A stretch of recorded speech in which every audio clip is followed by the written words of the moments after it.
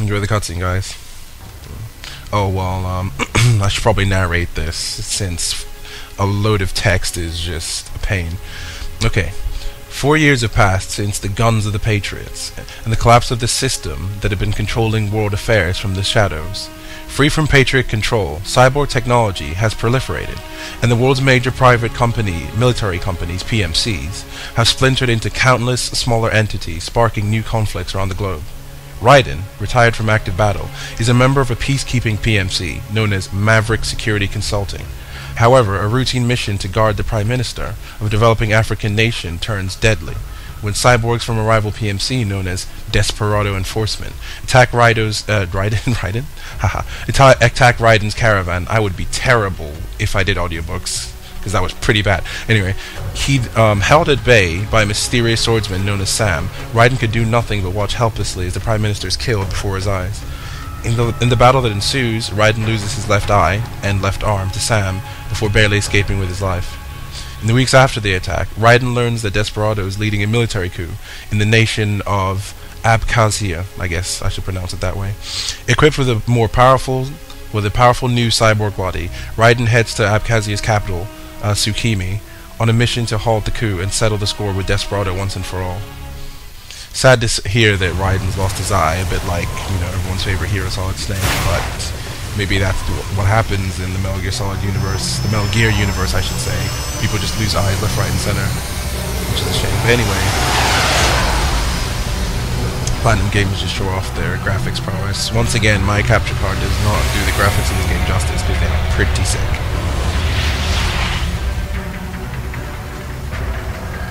How is it, Raiden?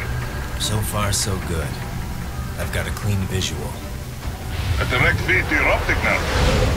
Yes, I should hope so, huh? I mean, how does it feel? To fly like a bird?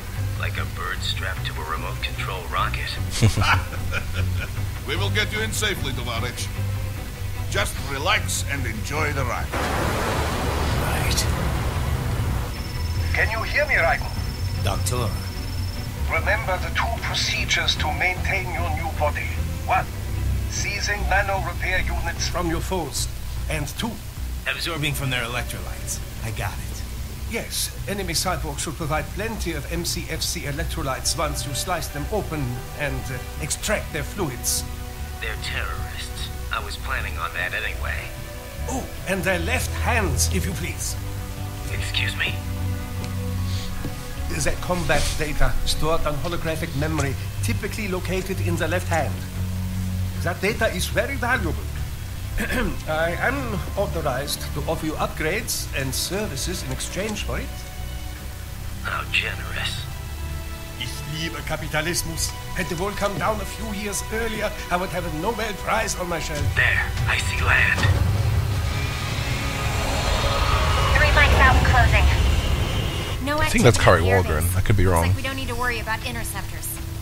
Great. Then we have time for a quick briefing. I know you miss me, Kev, but I've been all over the materials. That's what you said before Montenegro. Look, just humor me, buddy. Objectives, of course, are enter Abkhazia, neutralize the terrorists, and restore the rightful government, or what's left of it anyway. The president and most of the cabinet have been killed, and a military junta's been established. The terrorists brain-jacked all the high-ranking officers, and their cyborgs scattered the rank and file. The few leaders who have survived have no way of openly opposing the new regime. That's why they called us. Andrei Dolzaev, leader of the occupation forces, an extremist linked to both the St. Petersburg massacre of 2015 and last year's terror spree in Georgia. And his arms supplier, none other than Desperado Enforcement, LLC. Lonnie's killers. If we don't stop them here, they could destabilize the entire region. But our more immediate problem is Jetstream Sam. I believe you've met. The only problem I see is that nickname. I've got my enhancements. I'm pretty sure that's gonna be a really fun boss. He won't be an issue. He may not even be in country, but keep an eye out just in... Keep an eye out. Sorry. Ready for insertion.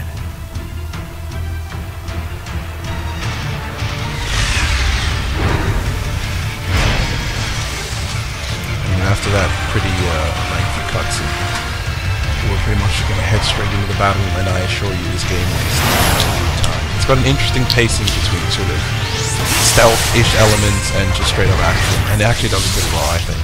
You'll see.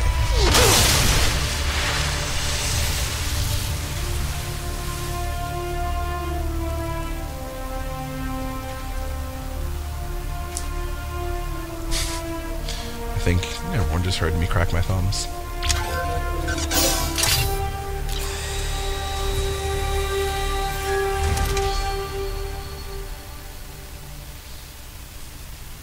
If you're thinking, oh, do you not get to use that cool mask? Trust me, you'll see it pretty often, which is nice. Raiden, you landed safely, duh? First, head inland.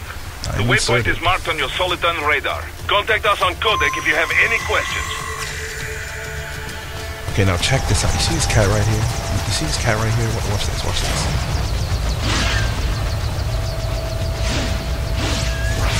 For some really bizarre reason, you can't mess it up. Oh yeah, check it out. When that blue gauge next to his health, like underneath his health, depletes, you're gonna lose sort of like the fine blade mode. You get reduced to this. I can still show you this cat does not want to get cut. You can have as much fun with that as you want if you have the demo, but I'm gonna move on. Anyway, you get the gauge back through battle, so I probably should get back from this first battle that's about to happen right about now. The bastards are using stealth camo to ambush you. Let's see if I can remember the parry. The parry system's quite interesting. It's forward X, so it takes some time off. Like that.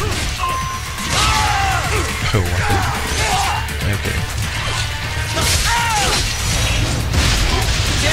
And that's cut and take.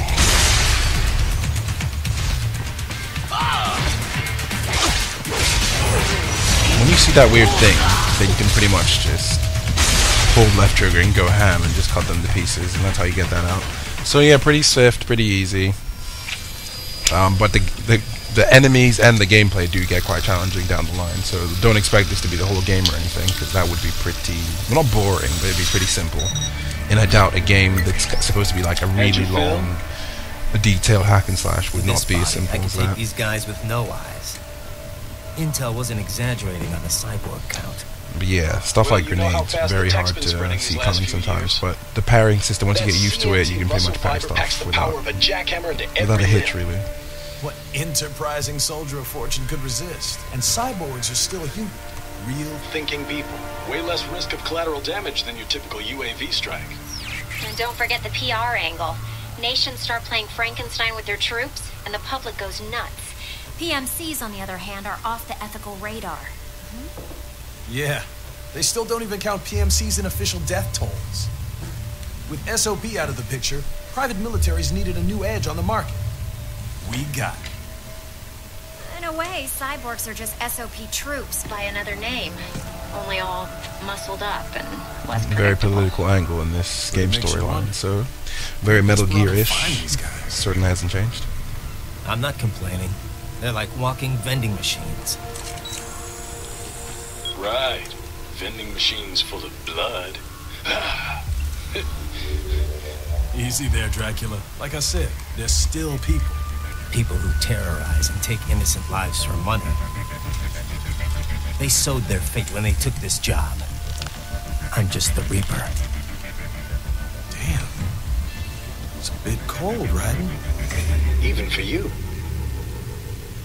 Anyway, his school. Let's get to work. Time to increase the peace. Right.